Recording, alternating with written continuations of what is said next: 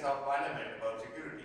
After all, nobody commits crimes with the Kirpan. Kirpan was a symbol of resistance to tyranny of others. And he was right, but he was not right in wasting all those 5 years of parliamentary life. You could have done a great thing, but you take a great example in support of constitutional rights. I made this point of carrying a sword inside Parliament. Were you really making a point, or you had some other ideas about doing it? Because there have been many other eminent Sikhs who became members of Parliament, and they didn't make any fuss about that. Satish, I was just resisting and upholding my constitutional right. I agree that with Mr. Jethmalani that it shouldn't have been done. A lot had been done to us, and had it not taken the sword, the Kirpan, you know the militant movement was very strong. And I would have been accused of letting down the people who had died and suffered and been martyred. So it was a compulsion for me that as a man of resistance, I should carry my Kirpan. And Mr. Jethmalani's very kindly told you about how he took up my case. Now, Sir Winston Churchill was not accepting the knighthood, but only when Queen Elizabeth came to the throne and she requested him. And Sir Winston said, I can't refuse a lady now. And it was my mother who Mr. Jethmalani revered from the bottom of his heart. And for all the reasons of his piety and his record of upholding human rights, it was my mother's pleadings that shocked Mr. Jethmalani in accepting the brief. And that is the story of the Kirpan and how Mr. Jethmalani really took up the brief. It was very, very magnanimous of him to have thought of my mother's plight, because only great people know what a mother feels for her children. The degree of autonomy or separation, if you like, put it below leaving the country, but autonomy that states should have. And I do think that one of the reasons why the Punjab problem developed in the way it did was because Indira Gandhi was undoubtedly someone who believed in centralizing power. And she was not a leader who wanted to devolve power to the states. She took power away from the states. And I think this was one of the problems which led to the crisis in Punjab. Satish, I have closely examined this letter, and I think I must share a few thoughts with the people here. You know, then in 1940, the Muslim League passed a resolution, the Lahore resolution, asking for an independent Muslim state, that means the partition of India. At that time, there were some Sikhs who did think that they will be left without home of their own. After all, from 1767 to 1799, the Sikhs had practically ruled Punjab for those 32 years. After that came Maharaja Ranjit Singh, and for another 50 years, you had an independent state there. So this idea of an independent state existed long before and was a part of Sikh memory. And when the Muslim League asked for it, I think in 1940, even the Sikhs thought of it, and the first person who thought of this name of Khalistan was one Dr. Veer Singh Bhatti. He was the sponsor, and he coined the name Khalistan in 1940 itself.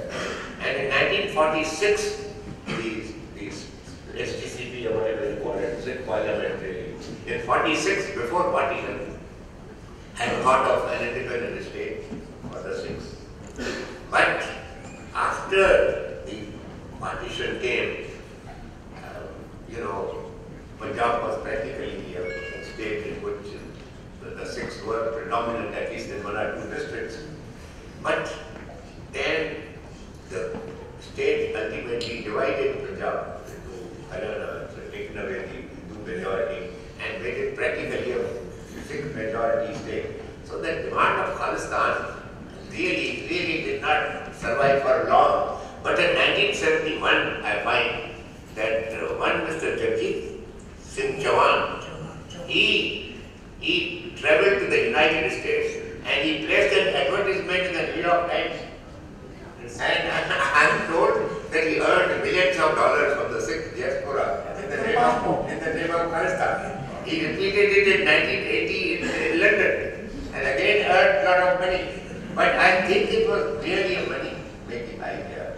Nobody really seriously after the partition of India. People did begin to think of it after the genocide of 1984. Singh Chauhan even issued passports, Khalistan passports. They even produced currency. Satish may remember that Simranjit Singh Mann in England said that Indira Gandhi would be killed after the Operation Blue Star. As a result of that, for 1 week, we had demonstrations organized by the Congress Party outside our office. And it was very funny, because the same people would come every day. One day they would come as the Delhi rickshawala's son, and the next day they would come as the Delhi bus driver's son, and so it went on. And on the last day, we were assured by the government, because these demonstrations were actually not organized by the Congress, they were organized by the government, that nothing was going to happen this day, that it was all over. So I went out, I remember, I went out to a friend of mine's house which he was about to build, and he was having a Bhumi Puja that day. When I came back, I found Satish wasn't there that morning, it was a Saturday. I found a young man called Yedunandan who worked for us, besieged by people hurling stones through the windows of the office and through the windows of my flat. And the police had to be called out to clear them away. This was all because of what Simranjit Singh Mann said. I don't know if he's still alive or not. Well, Simranjit Singh Mann gave an interview to BBC in London, and both Mark and I were not aware of that interview. That happened at 1 o'clock, World at 1, there was a program. And we had booked, in those days we had to record live programs. We had to record from the government thing called Videsh Sanchar. So we had to book the studio there. And both Mark and I had gone there to file our reports, and we were told that we can't use the facility. And I was told that the orders have come from the Ministry of External Affairs. And Mark was still there in the Videsh Sanchar Bhavan, and I told him that let me go and see the official in the Ministry of External Affairs, asked me what's going on. And I met the spokesperson there, and he said, yes, we have ordered it and you can't use that facility. So I said, but what's the reason? Then he took out a communication he got from the Indian High Commission in London, which was the typed out interview which Simranjit Singh Mann had given to a BBC reporter. And this sentence which Mark has just told us, that Simranjit Singh Mann said after Operation Blue Star that Indira Gandhi will be killed. So that was the problem we all faced in the demonstration outside. I think Mr. Simranjit Singh Mann came back to India after Operation Blue Star, and then he returned. Is he still alive? But he had come back for a while. Well, Caroline, can we now, I'm sure that people are now getting very bored. Yes, I'm coming to you. That's why. Because, I have to obey an order. Can we open for people to participate? Okay, I'm sorry I was holding you because I didn't have the signal. But now, anyone who wishes to ask a question to any of the panelists, you're welcome, but one by one, and please address it to the chair. What you want to ask, or whatever intervention, whatever you want to do. My intervention is limited to some of the points which have been raised here. When I was on my way from Chandigarh to join Pavit's writing, I, being a past professor of law and English, thought that the predominant proceedings of this evening session will be conducted in English. And to accommodate Mr. Satish Jacob and partly Mr. Jethulani, as well as Mr. Mark, if you grant me the liberty to talk to you in Punjabi, I think I should be able to make some. Now, most welcome, sir. Please go ahead. मैं समझ रहा with साडी बेटी memoirs लिखे जाते हैं पर जदों कोई बेटी लिखे ਉਹਦੇ ਵਿੱਚ दर्द ਹੁੰਦਾ है, पैशन ਹੁੰਦਾ है, डिवोशन होती है और ਜਿਹੜਾ पवित्र ਨਾਂ है ये है synonymous, sublime, pure, dignified, higher and loving. बेटा पवित्र मैं तो किताब पढ़ के आया कल ही मैं सारा दिन ला के पढ़ी है और जब तुम किसी पार्टिसिपेट करना होगा किसी सेमिनार पढ़िया होना चाहिए जेठमलानी जी मैनू पता है तुम कराची पढ़े हो साइंस ग्रेजुएट हो पोस्ट ग्रेजुएट लॉ सिंध ऐसा सी जिथे गुरु नानक साहब ने मैसेज दिया So for Mr. Mark to Lee and Steve Dogba concerned, I assure you that the Sikhs as a nation would always be beholden to you. For that excellent work you have done.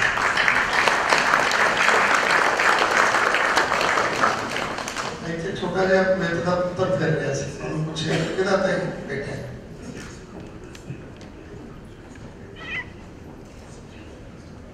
You three the Troika. But I wonder, Mr. Ram Jethulani, I give you a quote from Sardar Ravinder Singh, who was member of the Viceroy's Executive Council, by writing a preface to one of the eminent book of history written by Gokul Chandanal. As you said, that you are through and through from inside a Sikh. I wonder what prevented you from becoming a Sikh from the outside also. So with, I am addressing this directly to you. Sardar Simranjit Singh Mann is a crusader. One like Nelson Mandela, Martin Luther King. Recently, we have lost parliamentary election. Even I was a candidate from Nambusa. But never mind, we are for establishing the lost dignity of the people, of our community, of our nation. एक तो गला थोड़े बचपन दिया मैं तो देखिया भी है बड़े होंगे भी देखिया एक तो गला सरदार सिमरनजीत सिंह मान ने कभी भी मैंने दसिया नहीं First of all, I'd like to congratulate Pavit for this wonderful book, and I think the name that you've selected or chosen is really wonderful. I'm a great admirer of Man Sahab, and I've had the opportunity to observe him, and especially in two very, very important occasions which I'll just briefly mention. And one was, You know, there's a persona about him which people kind of associate with him, is that he's a fundamentalist. But my interaction with him were on two occasions, and one was when we were restoring a mosque built by a Sikh guru which the Nihang Singhs were looking after. Mansa was the only person who came, I just had to mention it once to him, to come and negotiate a dialogue between the Waqf board and the Nihang Singhs. On another occasion, when we were looking at the nomination of the Golden Temple for World Heritage, there were people, so-called liberalists, who were against the idea. Even a UNESCO platform was unacceptable. And Mansa was somebody who kind of understood with the idea. Now my question here would be to the chair and then Mansa, would be that a space for dissent, I mean somebody like him who's kind of, I would say, misunderstood, is the most rational voice. And how come a dissenting voice does not get mainstream? It does not impact systems. And one is seeing that again and again and again. One has seen it in Mansa's life, and I would say somewhere one gets glimpses of that with any kind of a political movement. When I was in Bhagalpur, besides the illustrious lawyers I had, there was Binu Babu, who was my lawyer in the Sessions Court at Bhagalpur. It was a Bengali. And like all other lawyers, nobody wanted to take up my case. But Binu Babu, he came forward. And when I was released, I asked Binu Babu, I said, sir, what advice do you have for me? He said, always talk with reason. Without reason, you should do nothing. And I think I have tried to talk with reason and never without reason. And I don't know why my voice hasn't reached so many people. And I don't want to rob Pavit Kaur of what she's done and written.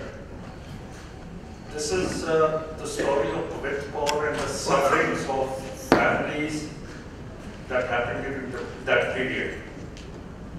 There was a warder in my jail.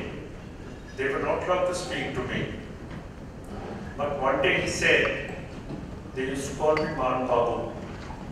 He said, Man Babu, आपको पता है कि आप तो बहुत दुख में हैं, तकलीफ में हैं, पर आपको मालूम है कि आपसे क्या होगा, क्या नहीं होगा, आपको खाने को मिलता है, आपको कोई तकलीफ नहीं है, पर जो आपका परिवार है, जो वो संकट में जा रहा है, उनका कभी सोचना चाहिए. So this book of Pavit Kaur is really addressed to those thousands of people who have